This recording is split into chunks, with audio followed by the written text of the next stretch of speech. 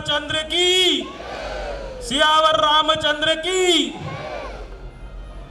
जब जब मनुष्य अपनी भगवान द्वारा तय की हुई मर्यादा को लांघता है, अपने आप को भगवान से ऊपर समझने लगता है, तब फिर भगवान मनुष्य रूप धारण करके उस गैर मर्यादित मनुष्य को उसकी वास्तविकता दिखाने जरूर आते हैं।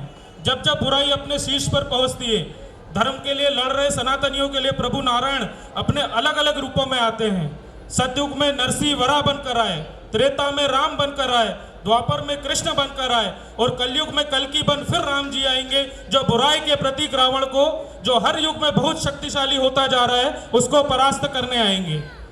सतयुग में रावण प्रहलाद का पिता बनकर आया, त्रेता में विभीषण का भाई बनकर आया, द्वापर में कई रूपों में आया, परिवार के अंदर आया। युग परिवर्तन के साथ रावण बहुत शक्तिशाली होता जा रहा है। मामा बनकर कंस आया, देवर बनकर दुर्योधन, जो कि 99 भाइयों के साथ रावण का प्रतीक बनकर आया। त्रेता के रावण और द्वापर के दुर्योधन का चित्रण हम आपको मंच के द्वारा दिखाएंगे। आइए आप और हम त्रेता के राम और द्वापर के कृष्ण का मंचन देखते हैं। बोलिए सियावर रामचंद्र की, सियावर रामचंद्र की।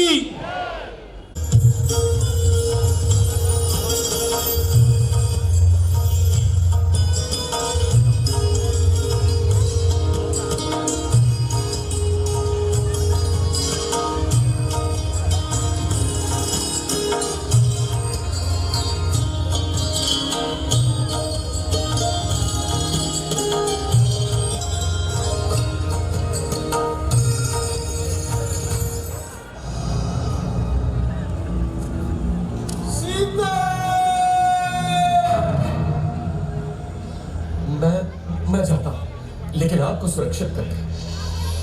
भाभी, अब ये कुटीर मंत्रबद्ध है, कुछ भी हो जाए आप इस रेखा से बाहर मत निकलिएगा।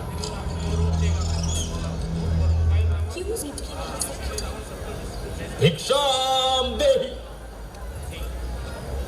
सुखी रहो पुत्री। क्या साधु को भिक्षा मिलेगी पुत्री? अवश्य ऋषि भाई।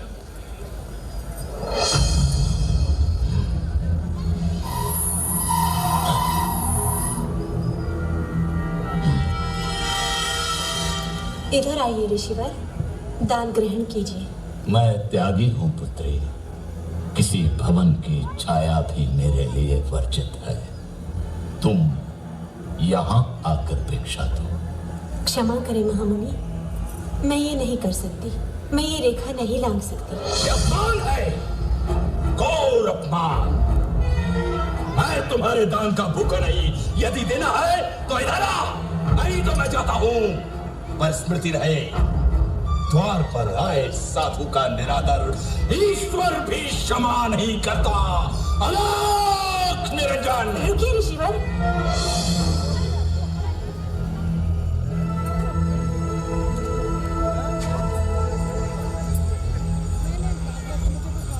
धन्य हो पुत्री, ईश्वर तुम्हें संसार की स्वामिनी बनाए।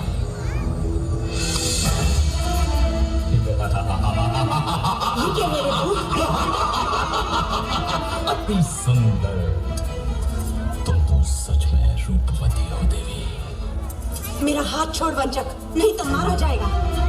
क्रोध में और अधिक सुंदर हो जाती हो प्रिय सीता। कौन हो तुम? मेरा नाम कैसे पता? रावण, लंकाधिपति रावण, दशानन रावण, उस शूर्पणखा का भाई जिसकी नाक काटी है तुम लोगों ने, उसका प्रतिशोध लिया है मैंने। अब तुम मेरी रानी बनेगी महाभागे। स्वामी, लक्ष्मण, रक्षा करो। चल। सावधान रावण, तूने मेरा हरण नहीं किया, अपने काल को बुलाया है। तेरा सर्वनाश होगा।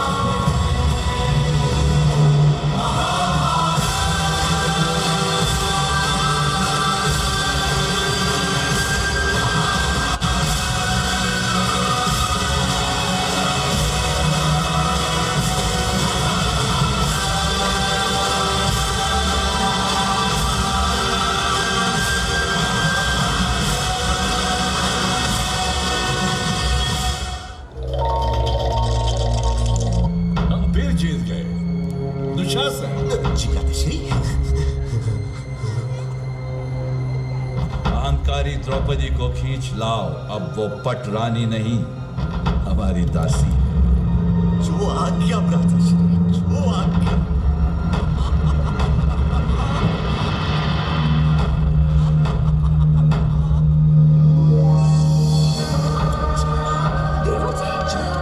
छोड़ दो सैनिकों, कोई है?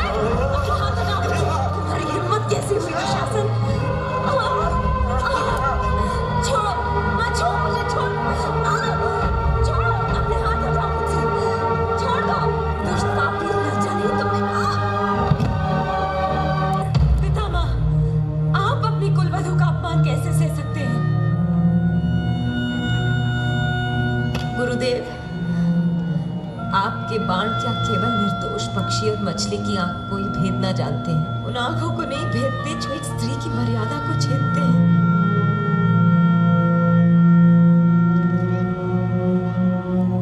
महाराज। दुशासन,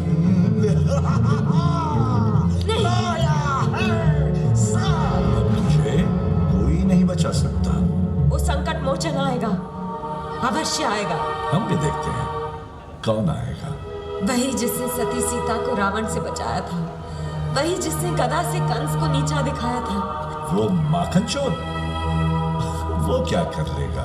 वही ब्रह्मांड का रक्षक मेरी लाज की रक्षा करेगा। हे नंद के पुत्र, यशोदा के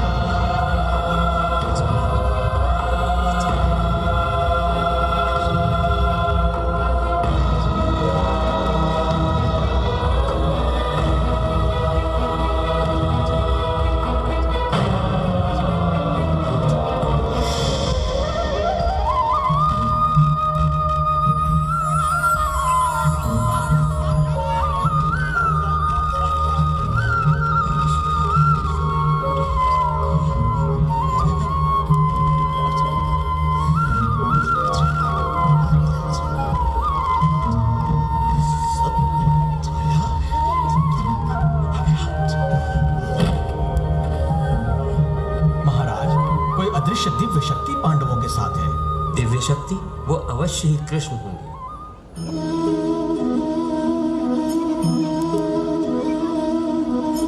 बोलिए कृष्ण कन्हैया लाल की। बोलिए कृष्ण कन्हैया लाल की। जय जय श्री राम। त्रेता में रावण दूसरे परिवार में जन्मा, आपने देखा सभी ने। द्वापर में परिवार में जन्मा, सगे वालों में जन्मा, देवर के रूप में जन्मा, मामा के रूप में जन्मा। कलयुग में रावण स्वयं के विचारों में जन्मेगा। एक ही जीवन में, एक ही पल में वो आपको कभी राम बनाएगा तो कभी रावण बनाएगा। आज अपन अपने आसपास देखते ही हैं कि अपन को लगता है कि ये कितना अच्छा है, लेकिन अगले पल देखते हैं, सुनते हैं दूसरे दिन किसने क्या कर दिया। तो यही आज मानसिकता है जो आज के रावण में है।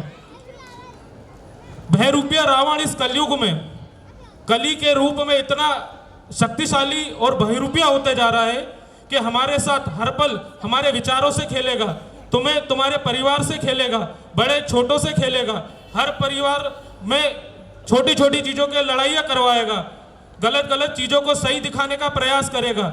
आइए आप और हम कलयुग के कुछ रावण के इसी रूपों को देखते हैं। आजकल हम देखते हैं कि छोटे छोटे बच्चे होते हैं, वो जरा सा रोते हैं, उनको हंसाने के लिए भी हम धीरे से उसके हाथ में मोबाइल पकड़ा देते हैं।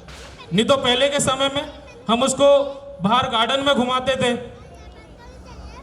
खिलाते थे, दादा दादी के पास खिलाने लेके जाते थे। पर आज के दिन बच्चों को हम सीधे मोबाइल पकड़ा देते हैं, जो कि मोबाइल रावण सबसे पहले अपने बच्चों को अपनी ओर आकर्षित करता है सोशल मीडिया के द्वारा, फेसबुक, इंस्टाग्राम, ट्विटर, ये सब चीज़ों के द्वारा उनको अपनी ओर आकर्षित करता है, जिससे बच्चों के विचार चेंज होते हैं, अग्रेसिव होते हैं और गलत विचारों की दिशा में आगे बढ़ेंगे, जिसका मंचन हम और आप अभी कुछ समय में देखेंगे। दूसरा रावण, ये नशीला रावण। आज की सबसे बड़ी बुराई, चेतन भाई, अगर अपन देखते तो ये नशा ही है। जो धीरे धीरे घर परिवार सबको तोड़ रहा है। ये आपके बच्चों को, आपके घर के सदस्यों को कैसे भी करके अपनी ओर खींचेगा, गलत गलत चीज़ों के द्वारा अपनी ओर खींचेगा, जिससे उन चीज़ों के सेवन से आपकी आने वाली पीढ़ी को अपनी ओर खींचकर आपके पूरे परिवार की ख्याति को नुकसान करेगा। नशा करने के कारण वो अपने परिवारजनों से दूर होंगे। नशे के कारण बच्चा आपका बलात्कारी और हत्यारे तक बन सकते हैं। ये नशीला रावण आपके परिवार के बच्चों को दुर्गति की ओर ले जाएंगे। आए आप और हम इस रावण का भी अभी थोड़ी देर में मंचन देखेंगे और इस सबसे बड़ी बुराई को देखेंगे।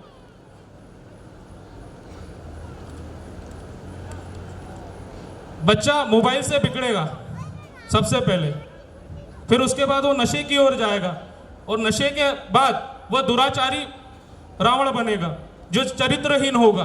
पराई नारी पर नजर रखने वाला व्यक्ति, बच्चों के साथ दुराचार करने वाला व्यक्ति, किसी स्त्री से ही जन्मा है, किसी माँ का बेटा है, किसी स्त्री का ही भाई है, किसी स्त्री का पति है, किसी स्त्री का रिश्तेदार होने के बाद भी आज के समय में दुराचारी बन जाता है। हर बार स्त्रियों का उत्पीड़न करने वाला मनुष्य आज कामवासी मनुष्य चरित्रहीन रावण ही है। पराई स्त्रियों की चाह रखने वाला व्यक्ति ही आज का चरित्रहीन रावण का प्रतीक है। तो ये जो शुरुआत हुई है मोबाइल से, ये आखिरी में दुराचारी रावण तक खत्म होती है। आइए हम ही इन सब का रावणों का मंचन देखेंगे। बोलिए श्यावर रामचंद्र की।